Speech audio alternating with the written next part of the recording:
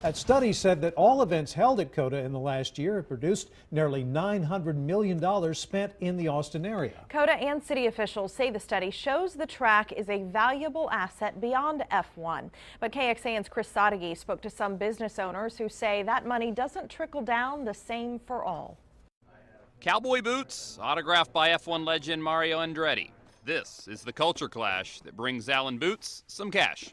They'll come in and buy multiple pairs because they can't get them anywhere else. Last F1 weekend, thanks to out-of-town and out-of-country visitors, Dylan Faulkner said they sold 600 pairs of boots, nearly double a normal weekend. Not South by, not ACL. This weekend is the weekend. In comparison, they're close, but this is definitely the biggest weekend for us. So one business on South Congress says this weekend is the biggest of their year, but we walked right down the street and found another business that nicknames this weekend Formula None. It just really didn't give us any business.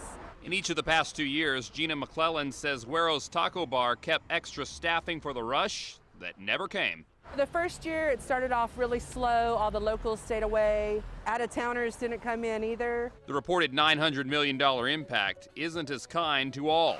So far, tacos in F1 haven't meshed as well as F1 and Western wear. They want to get boots and cowboy hats, and they visited Texas, you know. But Güero says they will keep the extra staffing this year. We don't want to get caught, you know, empty-handed. Hoping this year the formula will be right. In South Austin, Chris Sadeghi, KXAN News.